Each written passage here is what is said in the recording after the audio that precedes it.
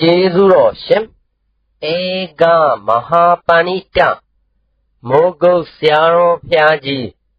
အမရပူရာမြို့မင်္ဂလာရိပ်သာဓမ္မယုံကြည်ပေါ်တွင်21ရက်17လ60ခုနှစ်၌ဟောကြားဆုံးမတော်မူအပ်သောရှင်ယမကယဟန်ဥပမာပြအမှတ်1ဒုက္ခပျောက်စေမဲ့ရည်အေးတရားတော်နိုင်တယ်ဆိုတော့အသက်ရှင်တော့နာနိုင်ကြနော်မှန်ပါဗျာအသက်ရှင်တော့နာနိုင်တော့ဒီအသက်ရှင်ညွန်းနာဘာကိုနာရမလဲလို့မေးလို့ရှိရင်ဖြင့်တဲ့သံဃာကိုပြတ်စေရတဲ့တရားကိုသက်ရှင်တော့နာရမယ်နှုတ်ရခန္ဓာကြီးကသံဃာလို့ဆိုတာမှတ်ထားပါခန္ဓာကြီးဘာလို့မှတ်ကြခန္ဓာသံဃာပဲဘာလို့ဆိုတော့ဓမ္မရဒီဘဝမှာသုတိဆိုတဲ့ခန္ဓာကြီးနဲ့သုတိစိတ်ကြဘာသစ္စာနဲ့သုတိဒုက္ခသစ္စာနဲ့ဒီဘဝမှာဓမ္မရသတ်သိမ်းရသုတိပြီးတော့ကိုသံဃာဆက်လာမယ်လို့ဆိုလို့ရှိရင်ပြိဋ္ဌိဆိုတာလာတော့မယ်တခုတခုသောဘုံကောင်းတဲ့၌ပြိဋ္ဌိဆိုတာနေကြရလိမ့်မယ်တံပြစ်ချတယ်မနေရဘူးလားကဲနေရပါစေတော့တဲ့ဒီပြိဋ္ဌိဆိုတာလဲဇာတိပြီးဒုက္ခသစ္စာလို့ဆိုတဲ့အတိုင်းသစ္စာတရားဖြစ်လေတော့ကြောင့်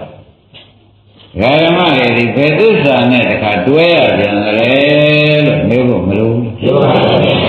ပြိဋ္ဌိဆိုတာဘာသစ္စာဒုက္ခသစ္စာနဲ့တွဲနေရပြန်သေငါဘယ်သစ္စာနဲ့သိခဲ့ရပြိဋ္ဌိနေတယ်ဆိုတော့နေတဲ့သစ္စာကလည်းတခါသိဘာသစ္စာပါလဲကြွယ်ဥရဘူးရဲ့ဒုက္ခသစ္စာနဲ့သိပြီးဒုက္ခသစ္စာနဲ့နေရတယ်မှန်ပါပါဘယ်မှာကံကောင်းကြောင်းတဲ့တယ်ဆိုတဲ့စကားသုံးနိုင်ရမြင်သေးရဲ့မြင်ပါဘူးသေရုံကဘာသစ္စာနေတော့နောက်ဘဝနေပြီးချမ်းမယ်နိုင်အိုဟဲဆိုတဲ့အိုတရားကြီးနဲ့နေရပြန်တော့လေဘာသစ္စာလဲသရပိဒုက္ခသစ္စာဆိုတဲ့ဒုက္ခသစ္စာနဲ့ပဲဥလာဘုဒ္ဓကကျွဲတို့နေကြပြန်တယ်။တခါအေးရဘုရားကနာကြကျင်ညာကြိုက်ကြခဲကြပြန်တော့ဘယ်သစ္စာနဲ့နေရ။နော်ဒီဝေနာကဒီတောင်းကမတက်ပြန်ဘူးဆိုတော့လေတဲ့သေဘောဝင်ရ။သေဘောဝင်ရတော့ဘာသစ္စာလဲ။ဒါပြန်သေးတာတော့အထူးဆံမဟုတ်ပါဘူးသေးရတာပါပဲဆိုပြီးဘဝသုတိပြီးနောက်တခုသောဘုံကောင်းပြိဋ္ဌိနေရပြန်တော့ဘာသစ္စာအဲဒီမှာတကယ်သစ်တို့အလုံးတကယ်ဓမ္မတွေစဉ်းစားရပါတော့ကျုပ်တို့ဖြင့်ဒုက္ခဆက်ကြီးတာလှည့်နေတော့တယ်ဘာလှည့်နေပါလိမ့်ဒုက္ခဆက်ကြီးတာလှည့်နေတော့တယ်ဆိုတဲ့ဥစ္စာဒါကျက်တဲ့ဖြစ်စဉ်အတန်းအဝိုင်းကြီးပေါ့ဗျာကျက်တဲ့ဖြစ်စဉ်အဝိုင်းကြီးရတာပဲဆိုတာဓမ္မတွေကမှတ်ပြီးကြတာထားတော့တို့လူဘဝနတ်ဘဝဗြဟ္မာဘဝလို့ပြောဆိုတာတော့ကြားဘူးပါရဲ့ခန္ဓာတွေလက်နေပုံကြည့်ရတာတော့အဲ့ဒီပြောဆိုတာကြားတာနဲ့ခန္ဓာလက်နေပုံနဲ့တော့ဖြင့်တခြားစီပဲခန္ဓာလက်နေပုံကတော့ပါစကြီးလက်နေပါလေပြောရကြရတဲ့လူခန္ဓာဝိညာဉ်ခန္ဓာနာခန္ဓာပြမခန္ဓာပြမခန္ဓာပြလူခန္ဓာတို့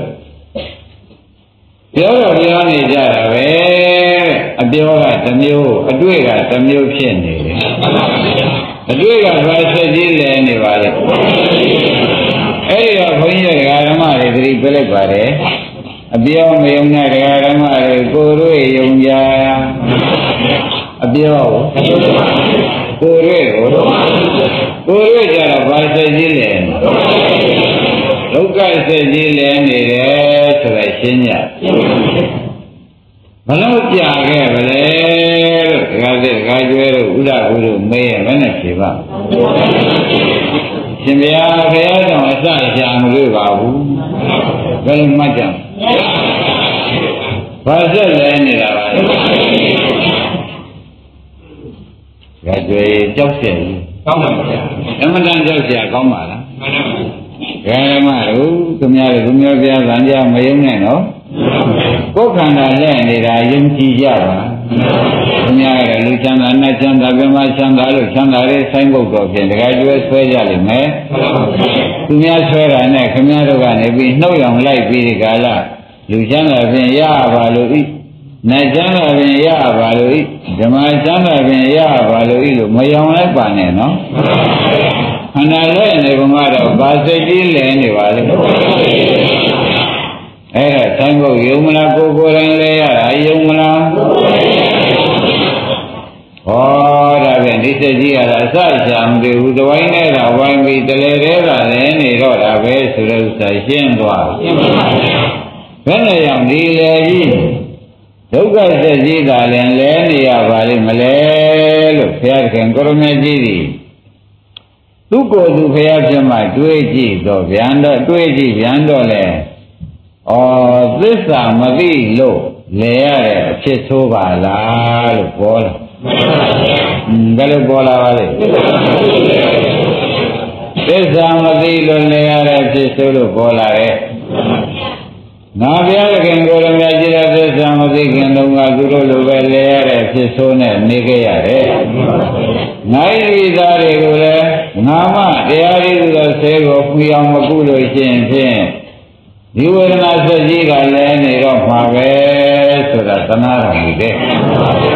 ဒီဝေဒနာဒုက္ခဆက်ကြီးကလည်းနေတော့မှာပဲဆိုတာကိုတခါကျွေသနာတော်မူတဲ့ဒါကြောင့်သိမိရင်လူနာဒီသက်သာပါလိမ့်မယ်လို့မှတ်လိုက်စမ်းသိမိရင်အဲ့ဒါကြောင့်ဒကာဓမ္မတွေဘုန်းကြီးဒီယနေ့သစ္စာဆေးကိုတိုက်ကြွေးတော့မယ်ဆိုတာမှတ်ရမယ်သိမိသေးပါတယ်နော်အခုသစ္စာဆေးတိုက်ကြွေးတာမှမမိလိုက်လို့လွန်သွားတဲ့ပုဂ္ဂိုလ်တွေ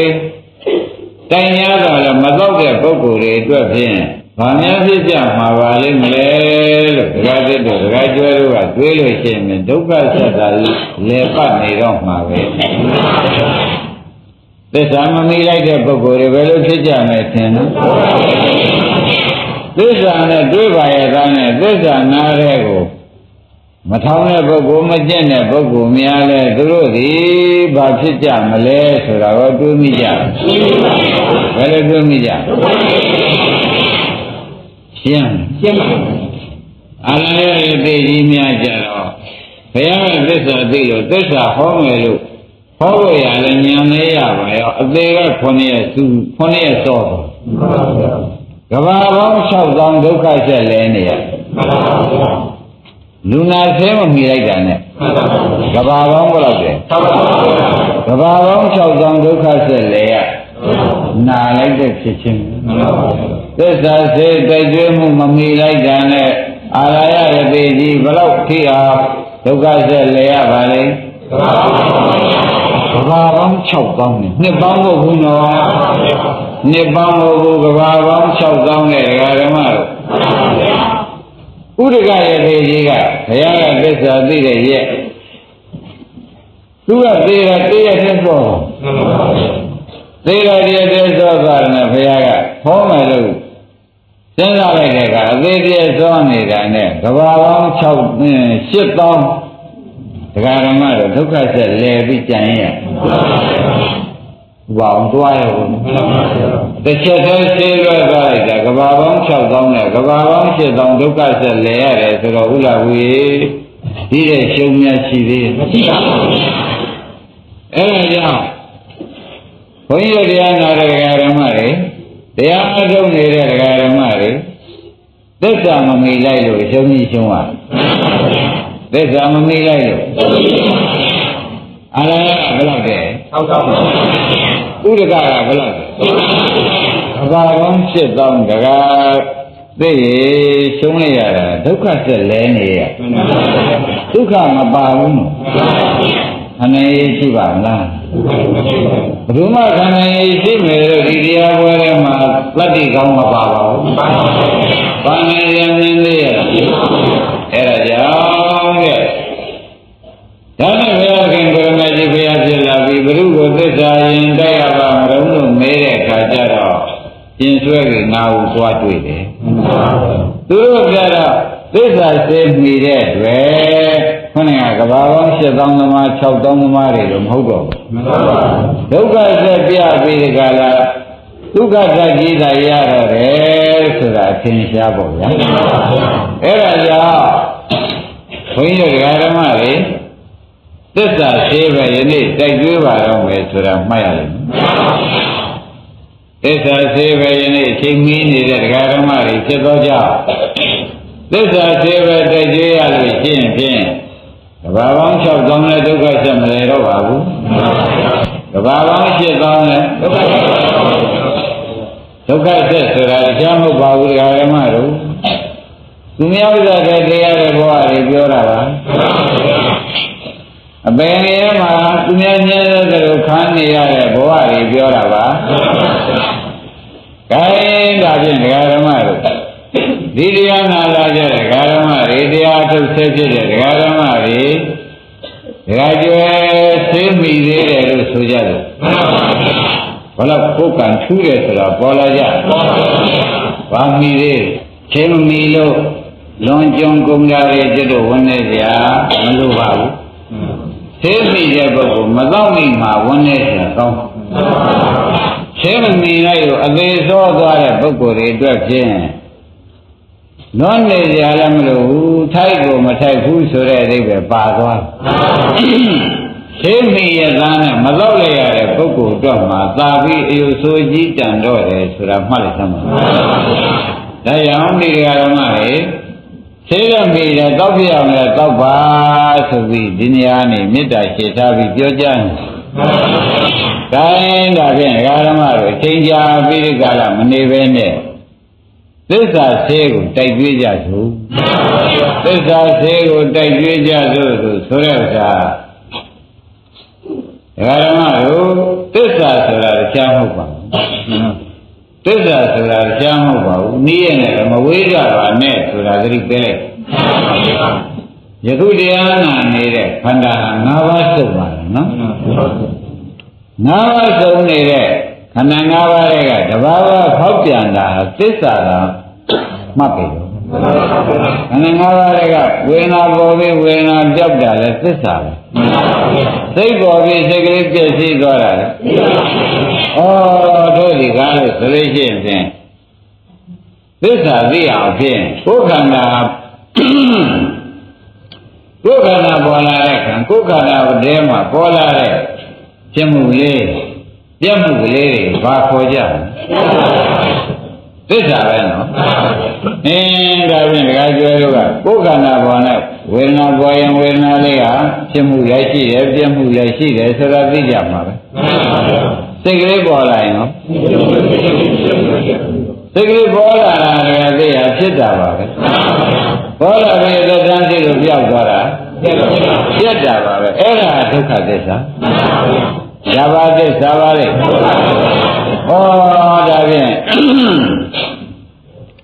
ခုနကအာလာယဝိကတော်မှာဒီခန္ဓာမရှိဘူးလားရှိကြလားလို့မေးကြလို့ရှင်ဒီခန္ဓာရှိပါရဲ့ဒါရောသစ္စာမှန်သိမသွားချင်ဒါရီဒုက္ခသစ္စာပါလားလို့သိမသွားချင်သိမသွားချင်တော့သစ္စာမသိတော့သစ္စာသိတာဒီကားဆိုရင်ညံပဲဖြစ်ပြကဒုက္ခသစ္စာသိတာကမဂ္ဂသစ္စာဖြစ်ပြကသိတာအဲ့ဒီမဂ္ဂသစ္စာလေးနဲ့သိပြီးကြတာခန္ဓာကိုယ်ပေါ်တိုင်းဝိပဿနာပုဗ္ဗဘာကမက်ကလေးနဲ့ဘုန်းကြီးဓမ္မတွေကသိနေရမှာနော်ဖြစ်ပြကလေးကဘာပါလဲဒုက္ခသစ္စာကြည့်တဲ့ညာလေးကဘာပါလဲကြည့်တဲ့ညာလေးကမဂ္ဂသစ္စာဖြစ်ပြကလေးကကြည့်တဲ့ညာလေးက မေဃသစ္စာလို့ဒီလိုကြီးဒကာရမတွေခန္ဓာကိုယ်ထဲမှာကြည့်ပြီးဒီကလာနေလိုက်သမ်းပါဆိုတာကိုဘုန်းကြီးကသစ္စာရေးတိုက်ကျွေးတယ်မှန်ပါပါခန္ဓာကိုယ်ထဲဖြစ်မှုပြမှုကပြမှုပြမှုလေကိုယ်တိုင်မြင်လိုက်တာလေကဖြစ်မှုပြမှုကလေးကကိုယ်တိုင်ဉာဏ်နဲ့တွေ့လိုက်တာလေကိုယ်ပိုင်ဉာဏ်လေးကလည်းမေဃသစ္စာလေးဖြစ်နေတော့ဒီကရမတွေမှာသံဃာကျန်လေခဲ့ရတယ်ဆိုတာဒီဉာဏ်လေးမပေါ်လိုက်တာသံဃာကျန်လေပြီးကြတာအိုဝေနာဝေသေးဝေတွေနဲ့သာဝတမျိုးပဲဆွေဝမျိုးပဲယူလိုက်နောက်လဲအိုမကတ်တဲ့ဘဝတွေဖြစ်လိုက်အခုကလေးတစ်ပိုင်းညောင်ဝတ်တဲ့ဘဝတွေဖြစ်လိုက်ဟာတော်ရဲ့ဩဃအင်္ဂါနဲ့နေတဲ့ဘဝတွေဖြစ်လိုက်တိရစ္ဆာန်လိုလေးချောင်းတော့ကင်းချင်းများလို့ခြေချင်းခြေတွေများချင်းနဲ့ထောက်ခွာတဲ့ဘဝတွေဖြစ်လိုက်သူများပါးတဲ့တရားတဲ့ဘဝတွေဖြစ်လိုက်ခေါင်းကသစ္စာနဲ့မဲ့ရခြင်းလေးမတော့လေရလို့သစ္စာသိတဲ့မဲ့ရခြင်းလေးမတော့လေရတဲ့အတွက်ဒကာရမတို့ဒီဒုက္ခတွေကစိတ်ဟာကိုလဲနေရတယ်ဆိုတာတကယ်ကြွယ်ရင်းနေဘုရားကိုရင်းနေဒီမဲ့ရခြင်းလေးမတော့လေရတဲ့အဖြစ်ဟာတဲဆိုးပါဒါကြောင့်ဒကာရမတို့ခင်ဗျားတို့ကဆရာဘုန်းကြီးကမင်းတို့ခန္ဓာကိုယ်ထဲမှာဖြစ်ပြကရှိပါกว่าဖြစ်ပြရှိပါกว่าဆိုတာမဲ့ရင်တောက်ပါกว่าလို့ပြောတယ်ဖြစ်ပြရှိပါกว่าဖြစ်ပြရှိပါกว่าဆိုတာဘာပြောတာအဲ့ဒီသစ္စာရည်လေးသစ္စာမဲ့ရင်လေးတစ်ခွက်တော့ရတော့ဒကာရမတွေဘာဖြစ်သွားတယ်လို့မေးဖို့မလိုဘူးလို့ပါပါနောက်လာမဲ့ဒုက္ခဆက်ရကြီးတွေအကုန်ရဆဲရနောက်လာမဲ့ဒုက္ခဆက်ရကြီးဟာအကုန်ရဆဲရတယ်ဆိုတော့ဒါလေးကောက်ဖို့ရဟာဒုက္ခပေါင်းကဘာပေါင်း6000ဒုက္ခပေါင်းကဘာပေါင်း8000မကဥပါဝေလေအောင်မှကြီးမဲ့ရင်တစ်ခွက်နဲ့အကုန်ကြောက်ပါတယ်မကောက်တဲ့မူလားဒါကြောင့်ဘုန်းကြီးဒီမှနေတဲ့ဒီလားရှင်ဒီယောဂီတွေအားလုံးတရားနာပြီးပြီးကိုနေကြတယ်ဒကာရမတွေအချိန်ချင်းကောက်ပြီးသမ်းဒုက္ခပြောက်ခြင်းမဲ့ရဆိုတာဒါပါပဲဒုက္ခပြောက်ခြင်းမဲ့ရဆိုတာဒါဖြင့်ဒကာကြီးဒီပြင်ကသမမစားခြင်းတွေပါသမမစားလို့ဟိုဘက်ခွေးလုံးဖြစ်နေမှာငရဲလည်းမကြပါဘူးဒါလည်းမလောက်ရလို့ရှင်းတယ်ဟိုဘက်ငရဲလည်းကြရမယ်ခွေးတိရစ္ဆာန်ဝက်ကလိษံနေလည်းဖြစ်အောင်မယ်ဆိုတော့မစားခြင်းတွေပဲတော့ဒါပဲဒီမိတ်အေးပဲတောင်းနေတော့မယ်ဆိုလို့ရှိရင်ဖြင့်တို့ဒီဒုက္ခဆက်ရကြည်သည်ရဆဲသွားပါလိမ့်မယ်ဒါကြောင့်ဒကာကျွဲဘန်ကောက်ကလေးမမြတ်တာမပူစမ်းပါနဲ့ဘိုးမရတော့မခက်ရရင်မပူစမ်းပါနဲ့ဒကာတက်ကလည်းဆိုင်မှာဘယ်မှလာမဝဲလို့မရောင်းရတာမပူစမ်းပါနဲ့ဒီတို့ဒီမဲကိုမတော့ရတဲ့အရေးသာကိုခက်ပါတယ်အဲဒါပဲကြိုးစားကြပါဆိုတော့ဘုန်းကြီးကတစ်ဖက်ကတွန်းတယ်လို့ခင်ဗျားတို့ဒီအသာမထွက်ပါနဲ့တစ်ဖက်ကတွန်းတာမဟုတ်ဘူးတရားဓမ္မတွေနော်ခင်ဗျားတို့အမြင်ကသေးလုံးလို့နောင်ပြင်မရတဲ့အချိန်မှာပြင်မပေးနိုင်လို့ဒါသာတော့ပါမကြိုက်လေတော့กว่าကြိုက်လေတော့กว่าလို့ဇွတ်တိုင်နေတာပဲသဘောပါရဲ့မကြိုက်ရည်ဖြစ်တဲ့ရှုတဲ့မဲ့ဖြစ်အောင်လုပ်ရမှာပဲကြိုက်လေဖြစ်တဲ့ရှုတဲ့မဲ့ကိုဒကာဓမ္မတွေတောက်ရမှာပဲအားထုတ်ရမှာပဲဆိုတော့မှတ်လိုက်စမ်းသဘောပါအဲ့တော့ဒီမဲ့ရေကောက်ရတဲ့အတွက်ကိလေသာဘုဒ္ဓတွေကအကုန်ငြိမ်းရပ်သွားတယ်ကိလေသာဘုဒ္ဓတွေကအကုန်ငြိမ်းကိလေသာကြောင့်ဖြစ်ရတဲ့ဒုက္ခတွေကကိလေသာမှမရှိဘဲနဲ့ဝါသမှုရိယသစ္စာမှမရှိဘဲနဲ့နောက်ခန္ဓာကြီးဒုက္ခဆက်ရကြီးလည်းနေလေအဲ့ဒါကြောင့်ဖြစ်ပြသည်ဘာသစ္စာရှုရမဲ့သည်ချိန်ပြီသေးလို့ခင်ဗျားတို့ရှုလိုက်ရင်မရသေးဟာရှုလိုက်ရင်ရှ ရှုလိုက်ရင်မဲ့ရသေးတာဆိုတာကကျွဲခါကောင်းအချိန်ကောင်းအသေးမဦးလို့ကြားအာရယဘာ6ကောင်းတိုင်တိုင်းဒါလေးတစ်လုံးမကောက်လိုက်ရတာနဲ့တန်တရားစိတ်ဟာခန္ဓာဇတ်ကြီးဒီဥပိ္ပနာဘေသေဘေးတွေနဲ့တွေ့ကြုံလိုက်ရတာကဘာကောင်း6ကောင်းဘာမနာလားဒီဖြစ်ပြတဲ့ဒုက္ခသစ္စာရှုတဲ့ဉာဏ်လေးကမဂ္ဂသစ္စာလို့ရှုတဲ့ဉာဏ်လေးကိုယ်ဝန်နဲ့မရောက်လိုက်တာနဲ့ဥဒကယသိကြီးကဘာကောင်း8သောင်းဒုက္ခသစ္စာကြီးလဲရတာဗျာမနာဘူးလားအဲ့ဒါကြောင့်ဘုန်းကြီးဓမ္မတွေကြိုက်လဲတော့အောင်ပါပဲဒီမကြိုက်လဲမေးအေးလေမကြိုက်တဲ့တော့ဆိုတော့ဘုန်းကြီးကဇွတ်တိုက်တယ်လားဆိုတော့ခင်ဗျားတို့ကကြောက်တည်တတ်တဲ့ခြေပင်းရတယ်ခါးတယ်အင်္ဂလိပ်မအားဘူးလေဆိုတာတွေဟာကလေးကြောင်ကြောင်ပြီးကလေးမိုက်မိုက်နေလို့မကြိုက်တဲ့တော့ဟေးဇွတ်တိုက်နေရတယ်ဆိုတာသဘောပါအဲ့ဒါကြောင့်တဲ့ဓမ္မတို့ကဘာပေါင်း6သောင်းကဘာပေါင်း8သောင်းဒုက္ခကြီးကိုဒါလေးတစ်စက်နဲ့ပြောက်ပါတယ်ဆိုတဲ့ဥစ္စာကိုဥပအောင်မကောက်ထိုက်ဘူးလားပြေတော့ပါလို့တကယ်ကြွယ်လို့တောင်းပါပါလေရှင်းညအောင်ပြီဒါဖြင့်ဒကာဓမ္မတွေကျိုးစားကြပါစို့ကျိုးစားကြပါစို့နော်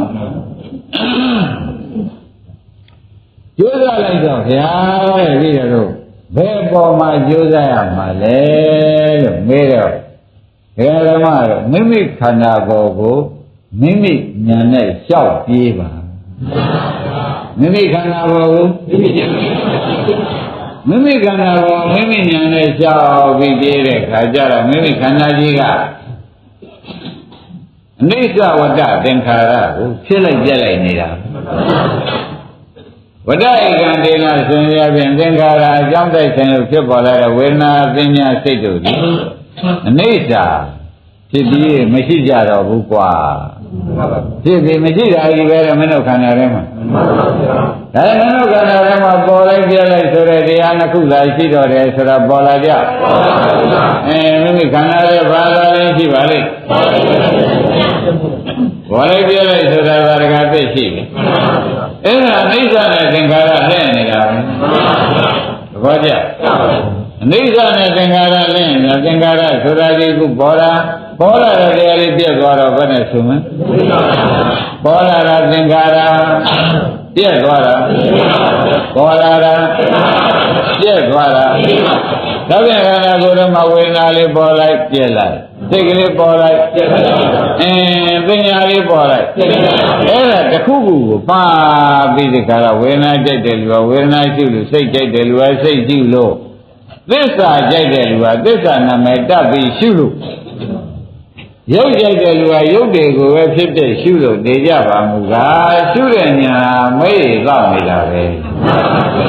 ရှုတဲ့ညာပါပဲမေ့ရင်အေးကိုဖြင့်သောက်သွေးပြီးဒီကာလနေကြတာပဲဆိုတာပဲခါကာလဆိုယုံကြပါရှင်းပြီနော်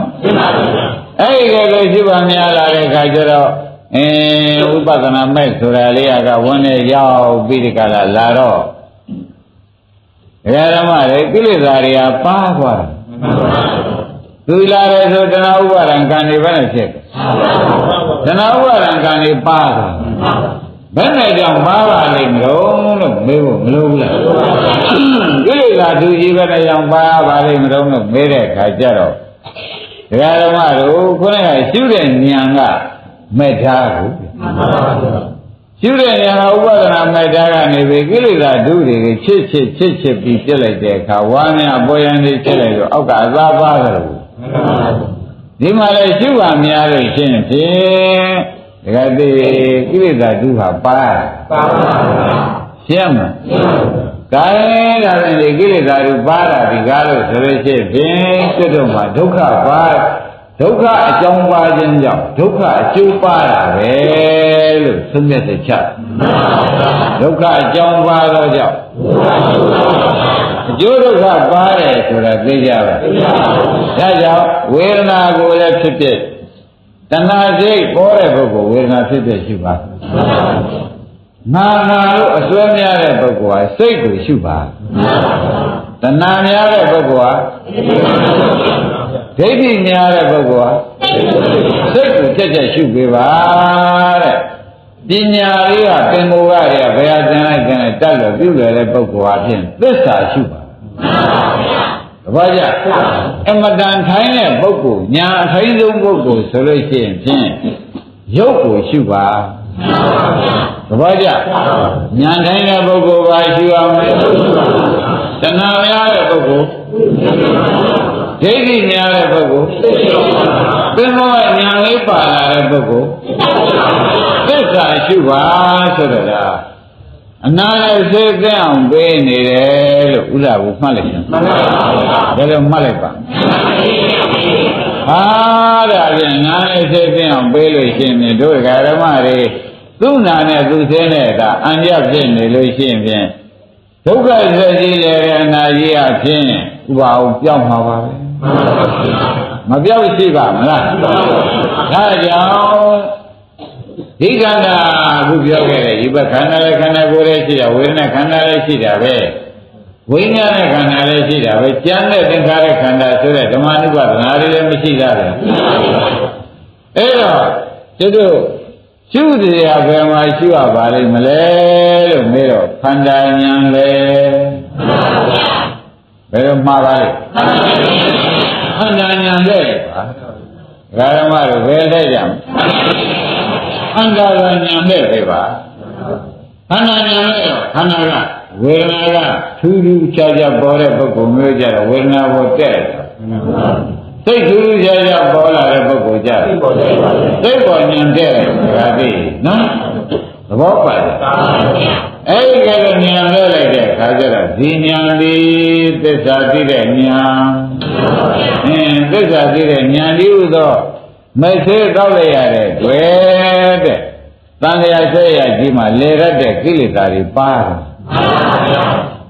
ဒါပြန်ဝိပဿနာမရှိဘဲနဲ့ဒကာကျွယ်ကိလေသာပါပါမလားသမုဒယသစ္စာမပါနိုင်ပါဘူးသဘောပါရဲ့ဒီသမုဒယသစ္စာကဲဒကာရဲ့ဒီဝေဒနာဖြစ်ဖြစ်ဒီလဲဆုံးလို့စိတ်ဖြစ်ဖြစ်ဒီလဲဆုံးလို့ရုပ်ဖြစ်ဖြစ်ဒီလဲဆုံးလို့ကိုကြရကိုဆုံးကြပါသည်အဆုံးလိုက်လိုက်ပြီဓမ္မဖြင့်တကယ်မက္ကသစ္စာကြီးပေါ်မလားမက္ကင်7ပြား7ပါးပြည့်တယ်မက္ကသစ္စာကြီးပေါ်မလားပေါ်လာလို့ရှိရင်ဓမ္မဘောသောတာပန်နောက်တစ်ခါဓမ္မဘောလာသဂရကံနောက်တစ်ခါဓမ္မဘောလာအနာဂံနောက်တစ်ခါဓမ္မဘောလာယန္တာနောက်ကနာကြီးလမ်းနေလေဒါဖြင့်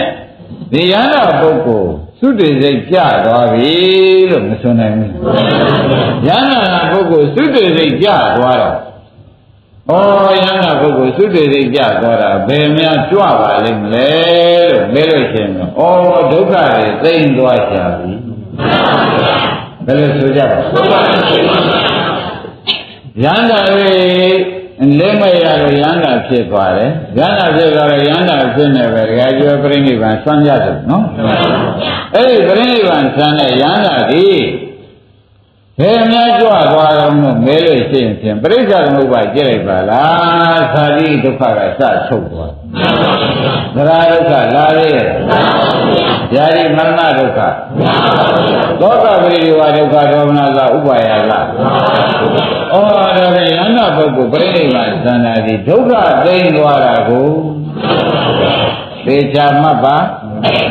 ယန္တာပုဂ္ဂိုလ်များပြိဋိဘံသန္တာဘာပါလဲဘုရုရှင်ကြီးသိကြတာကတော့ဘာပါလဲဒုက္ခဆက်သွားဘုရုရှင်သိတာကတော့ယန္တာပြိဋိဘံသန္တာကတော့ဒါဖြင့်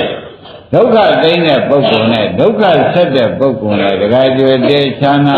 ပါချာနာအောင်ဘယ်သူလုပ်ကြလို့လို့မေးတော့မက်ကလုပ်ချာနာအောင်မက်ကရှင်းပြီနော်ရှင်းပါယန္တာပုဂ္ဂိုလ်များဒီဘဝစိတ်စိတ်ကြသွားပြီမလေးကရလို့ယန္တာဖြစ်သူရောက်ပြီအားလုံးတရားတော်လုံးကဒကာဓမ္မတွေယန္တာသုတိစိတ်သုတိစိတ်ပြီးတော့နောက်ပြိတ္တိလာသေးတယ် ပရိသေမလာတော့အုံမှုကြီးကောနာမှုသိမှုကောဩဒါနဲ့ယန္နာပုဂ္ဂိုလ်ပြိဋိဘံစံတော့ဘာရင်းများသိမ့်သွားပါလဲဩဒါဖြင့်ယန္နာပုဂ္ဂိုလ်ပြိဋိဘံစံတာဒုက္ခသိမ့်သွားတာကိုဆိုတာကိုလို့မှတ်လိုက်ဆုံးဘာမှမဖြစ်တာလားဒုက္ခသိမ့်တာယန္နာပုဂ္ဂိုလ်ဒီဒုက္ခသိမ့်လို့ဒုက္ခငြိမ်းသွားတဲ့သဘောကိုမရောက်ဘူးလား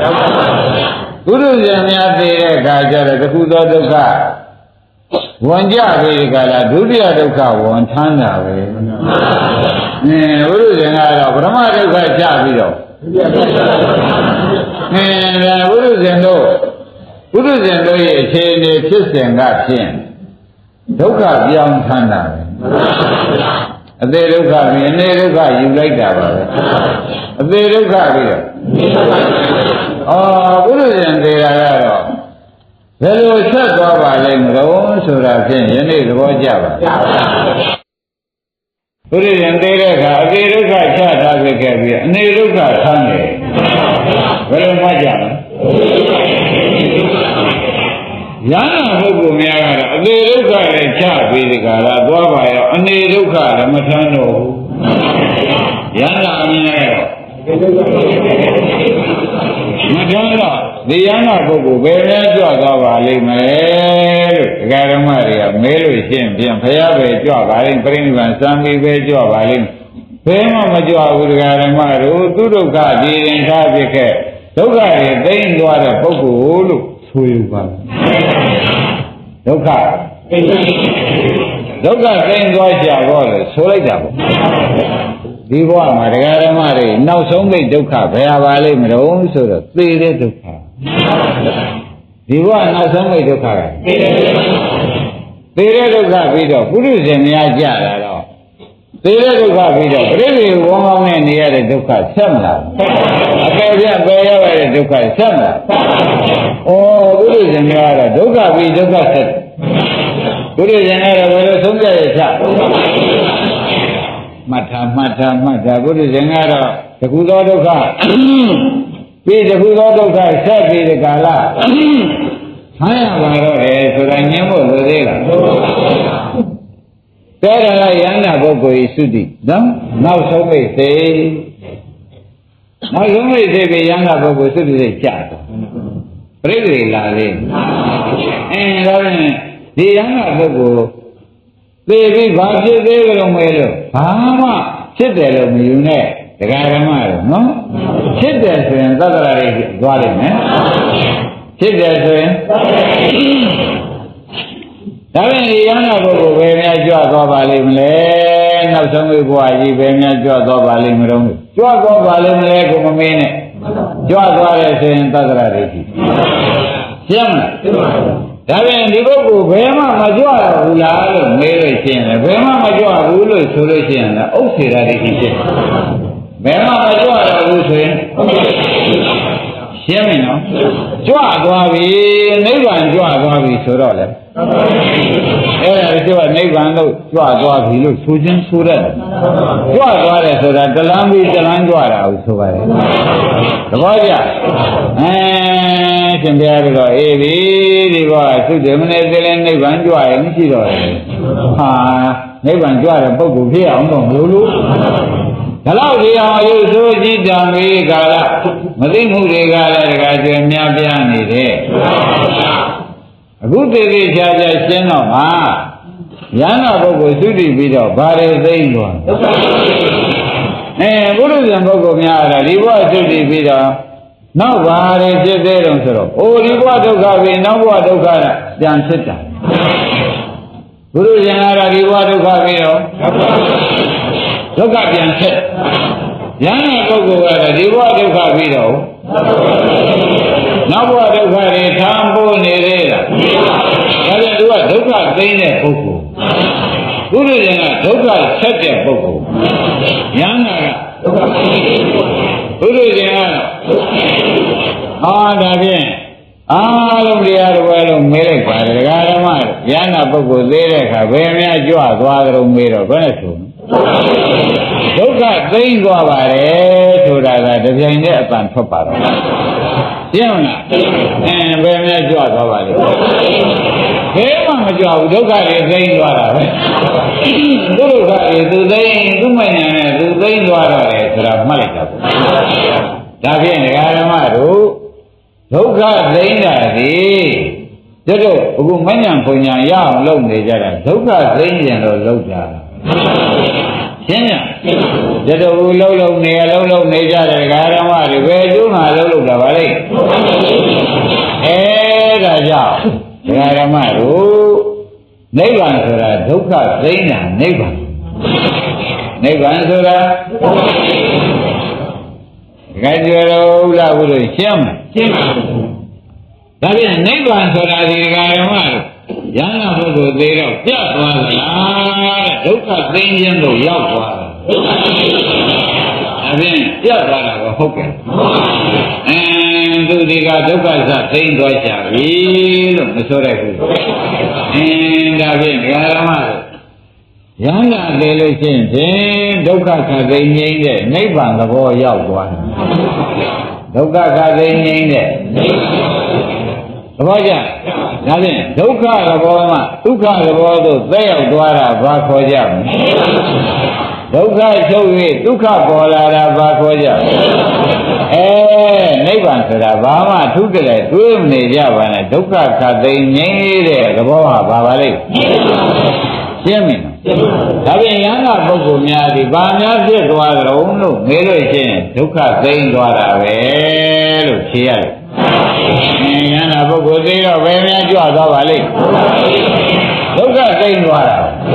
ရှင်းမလားဘာလို့ပါလဲဒုက္ခသိမ့်သွားတာပဲဆိုတာရှင်းတော့ဟောပြီ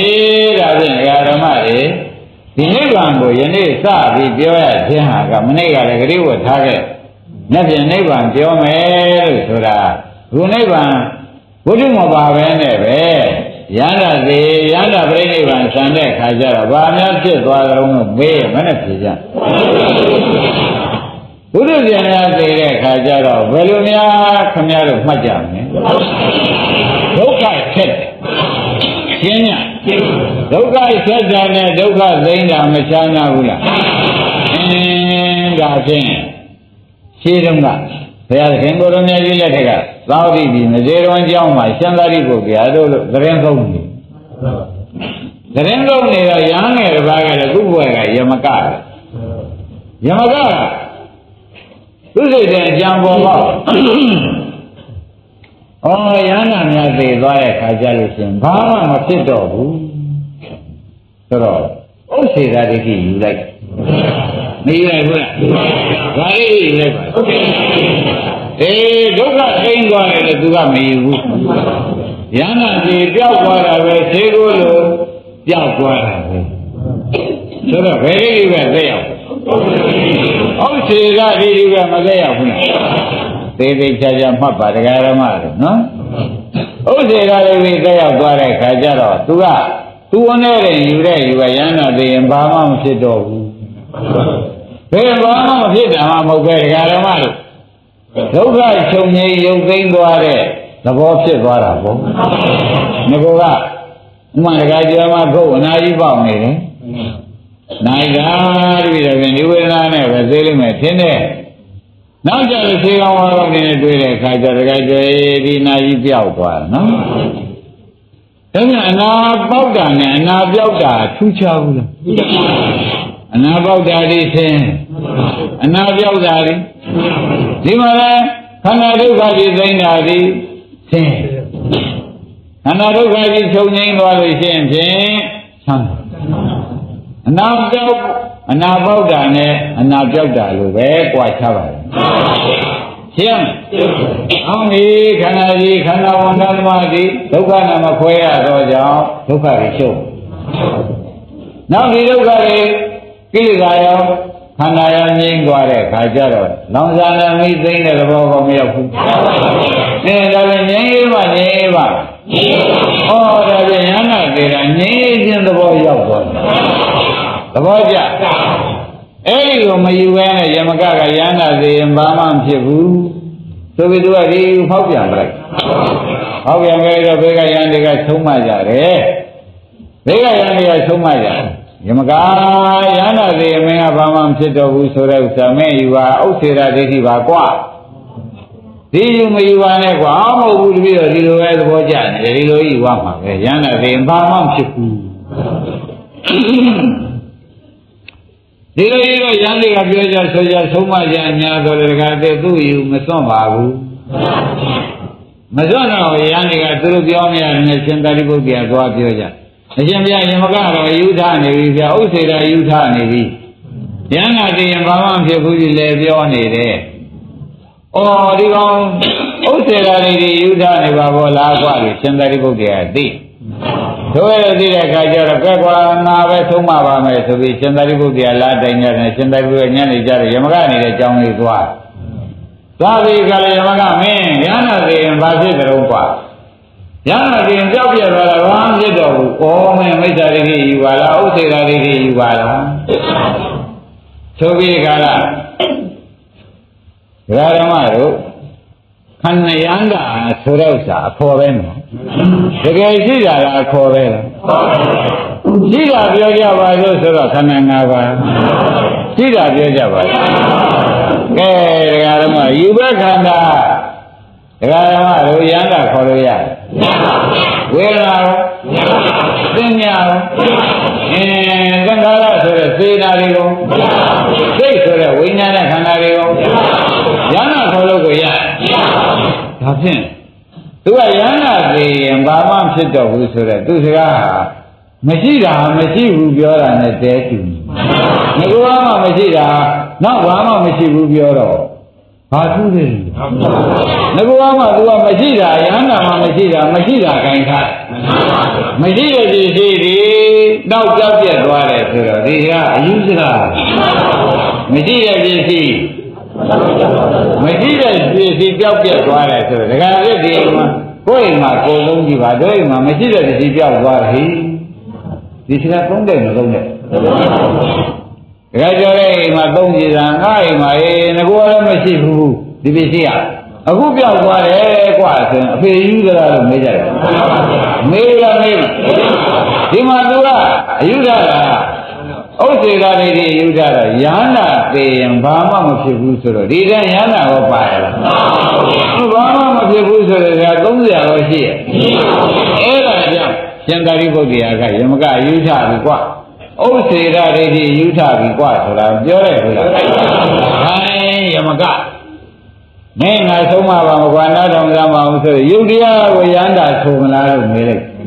ကဲတရားဓမ္မတွေကဘယ်နဲ့ဆိုမလဲဝေဒနာတရားကိုယန္တာဆိုမလားကဲခန္ဓာ၅ပါးလုံးယန္တာဆိုမလားသူယန္တာမှမရှိပါနဲ့ယန္တာသိရင်ဘာမှမဖြစ်ဘူးလို့သူယူတဲ့ယူပါတော်ဆိုးနေဥစ္စေတာတွေဒီမဖြစ်ဘူးလားဒါနဲ့အရှင်သာရိပုတ္တရာယမကကြီးဒီခေယန္တာပါသလားကွာလို့မေးလိုက်ဘယ်နဲ့တရားဓမ္မတွေခန္ဓာ၅ပါးနဲ့ယန္တာပါတော့မပါတော့ပြီးရောပေါ့တရားဓမ္မတွေဝေဒနာရှိတဲ့ပုဂ္ဂိုလ်စိတ်ရှိတဲ့ပုဂ္ဂိုလ်မို့ကဲဝေဒနာတရားဓမ္မတို့ဖြစ်ပြီးပြတဲ့တရားဟုတ်ပါရဲ့ဒါပြန်အနိစ္စလားနိစ္စလားအဲ့ဒီအနိစ္စဖြစ်တဲ့တရားဒုက္ခလားဒုက္ခလားဒုက္ခသစ္စာပဲတဲ့အဲ့ဒီဒုက္ခသစ္စာဖြစ်တဲ့တရားကိုငါ့ကိုငါဥစ္စာလို့မဟုတ်ပါဘူးခင်ဗျာလို့ဇမကဒီတိုင်းမေးတော့ဒီတိုင်းဖြေဒီလိုဖြေတာနဲ့ပဲသူဒီကားလို့ဆိုရင်ဧဝံပတ္တမိတ်ဆွေသုတ္တဝါယမသုတ္တဝါယမကောဝေဒနာရပြီနေပင်ဒီဆိုပြီးသူဒီလိုပဲမေးမေးရှုသွားတယ်နဲ့ဝေဒနာခန္ဓာပေါ်မှာဖြစ်ဖြစ်တွေမြင်ပြီးတော့မုန်းပြီးဝေဒနာခန္ဓာတွေတခါတည်းသူဒီဒုက္ခသစ္စာပဲမလို့ကျင်တော့ဘာဘူးဆိုပြီးဖြစ်ဒုက္ခပြည့်ဒုက္ခပါပဲဆိုပြီးသုံးတဲ့ချက်ချပြီးရှုလိုက်တော့သူသောတာပန်တည်သောတာပန်တည်တယ်နော်။ဒါဖြင့်အနိစ္စဒုက္ခအနတ္တရှုပြီးသစ္စာမြင်လိုက်တယ်နဲ့ယမကဘာဖြစ်သွား။အဲ့ဒါကြောင့်ခမည်းတော်ဖြစ်ပြရှုပါဝေဒနာဖြစ်ပြရှုပါစိတ်ဖြစ်ပြရှုပါစိတ်ကရှုရှုပါများလို့ရှင်ရတာဘုရားရှုလို့ဖြစ်ပြနေရတာဘုရားညာဖြစ်ပြမဝင်အာဒီဖြစ်ပြရဒုက္ခသစ္စာတွေပဲပိုင်မယ်ပြီလို့ဆုံးသွားရင်ဆုံးသွားတာနဲ့ညာမညာမရယမကလည်းဤတုံးရသွားတော့ရှင်သာရိပုတ္တရာရေးမိတယ်ငါယမကငကိုတော့ဥစ္စေရာဒိဋ္ဌိရှိတဲ့ပုဂ္ဂိုလ် ယခုကသူသောတာပန်ဒီပါလို့ဆိုတော့သောတာပန်ဒီပြီးမှမေးတယ်ယမကခန္ဓာ၅ပါးရှိတယ်ကွာအဲ့ယုတ်တရားကိုရမ်းတာလို့ဆိုမလားလို့မေးတယ်မဟုတ်ပါဘူးဗျာဝေဒနာတရားကိုရမ်းတာလို့ဆိုကြမလားစိတ်တရားကိုရမ်းတာလို့ဆိုမလားဒါဖြင့်ဝေဒနာတရား၌တော့ရမ်းတာလို့ဆိုနိုင်မှာကဲသွားကြပါလို့ခန္ဓာ၅ပါးနဲ့ရမ်းတာလို့ဆိုနိုင်မှာတခါတော့ခန္ဓာ၅ပါးကိုကျင်လို့ရမ်းတာလို့ဆိုနိုင်မှာခန္ဓာ၅ပါးကျင်ပြန်လို့ရမ်းတာလို့ဆိုရရှိရဲ့ဒါဖြင့်ကွာတော့မင်းဒီကားလေးခန္ဓာ၅ပါးအပေါင်းကိုရမ်းတာလို့ဆိုမလားမဆိုနိုင်ဘူးကြီးယမကဖြေတယ်ဒီကာဓမ္မတွေဖြေတယ်လို့ဖြေတာပဲဒါဖြင့်ယူပခန္ဓာမှာတပါးသောတရားကိုရမ်းတာဆိုမလားဝိညာဏခန္ဓာမှာတပါးသောတရားကိုရမ်းတာဆိုမလားအဲ့ဒါယမကဒီတိုင်းဖြေတော့ဩခန္ဓာ၅ပါးဒုက္ခသစ္စာတရားတာရှိတယ်လို့သူသိမသေးဘူးလားယမကသိနေပါပြီဒီခါဓမ္မဒါဖြင့်ကွာမင်းအခုတော့မင်းဖြေတာတွေအကုန်မှန်ပြီးဒီကရနေတယ်မင်းငကိုယ်လုံးကတော့ကွာရဟန္တာသေးဘာမှမဖြစ်တော့ဘူးတတ္တံဘိက္ခွေဇာနာမိကိဏသောဘိက္ခုကာယဝေရာဥစ္စေတိဝိနကတိနာဟောတိပရမရဏဆိုတဲ့မင်းလုံနေတဲ့စကားရဟန္တာသေးပြတ်တာပဲဘာမှမဖြစ်တော့ဘူးဆိုတဲ့ဥစ္စေတဒိဋ္ဌိယူကြည့်ဟာမင်းမနဲ့ကြောင့်လည်းကိုယ်ကယူသလိုအရှင်ဘုရားကြီးသောသစ္စာဟောတတ်တဲ့ဆရာသမားနဲ့မတွေ့ခင်တုန်းကအယူထတာပါဗျာလို့သူ့ကွာချက်ရင်းနေကြလားအရှင်ဘုရားကြီးသောအသိဉာဏ်ရှိတဲ့ပုဂ္ဂိုလ်နဲ့မပေါင်းသိခင်တုန်းကထားတဲ့ဒိဋ္ဌိအယူပါဗျာလို့သူကဖြေလိုက်အဲသာရုသာရုကွာမင်းဒီကားလို့ဆိုရင်ဥပဒနာရှုလိုက်တယ်နဲ့မင်းအခုသောတာပန်ပြီးပြီတို့တော်ငါကျင်နာမကျင်နာသေးဘူးကမင်းမေးရအောင်မယ်မင်းစကားနဲ့ခွန်မင်းနဲ့ဟုတ်ချီဆိုတဲ့လောကီပုံပြန်တိုင်းလို့ပေါ့ဗျာမင်းကိုပါတဲ့အခုမင်းလည်းသောတာပန်ပြီးပြီတဲ့သောတာပန်ဒီကြောင့်သိလို့ငါရဲ့ထဲပုဂ္ဂိုလ်မအပုဂ္ဂိုလ်သိပြီသောတာပန်ဒီကြောင့်ကိုသိတော့မင်းကိုတခြားသောပုဂ္ဂိုလ်များကရဟနာသိရင်ဘယ်သွားကြလို့မင်းမေးမင်းကအဖြေထွက်စမ်းဒါကြတဲ့ဘုရားနဲ့ဆရာကသူငကိုတော့မှားနေတာကိုသူ့မှာသူ့ပြင်ခိုင်းတာပဲရေဗျာတဲ့ရဟနာသိရင်ဘယ်သွားကြလို့မေးလို့ရှိရင်တပည့်တော်ကဝေဒနာတရားအနိစ္စပဲလို့တပည့်တော်ဖြေပါမယ်ရဟနာဆိုတဲ့ဒီဝေဒနာခန္ဓာတွေကိုဖြေရမှာပေါ့ဝေဒနာတရားအနိစ္စပဲကောင်းအနိစ္စတရားဒုက္ခပဲအဲ့ဒီဒုက္ခတရားကုန်ပြီလို့ဖြေမှာပဲရိပ်ပြီလားစိတ်တရားအနိစ္စပဲနော်အနိစ္စတရားကိုဒုက္ခလို့မဆိုနိုင်ဘူးဒါနဲ့ရဟနာများသိတဲ့အခါဘယ်သွားတော့ဆိုတော့ဒုက္ခထုံးသွားတယ်လို့ဆိုရင်ပါပဲ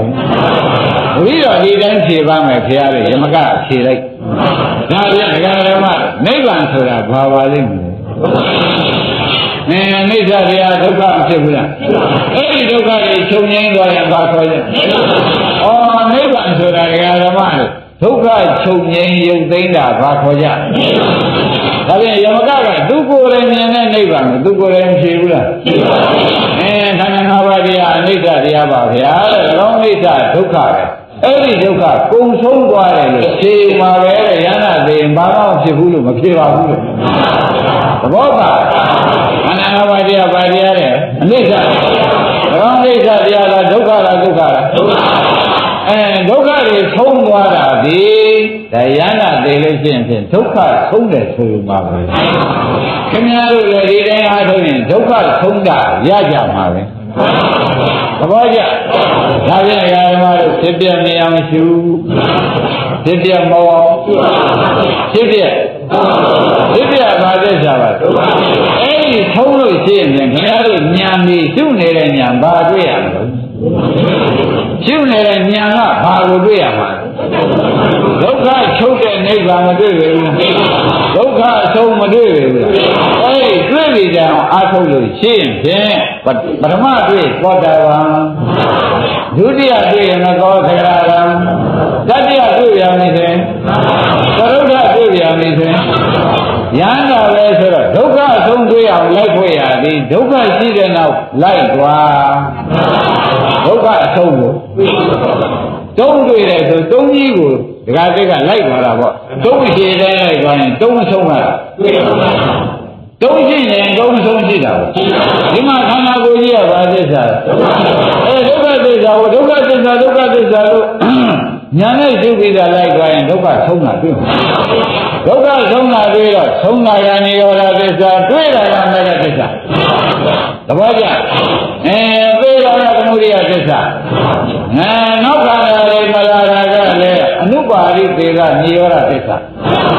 ရင်းနေတယ်ဒါရင်ဒီရင်တော်ကြတယ်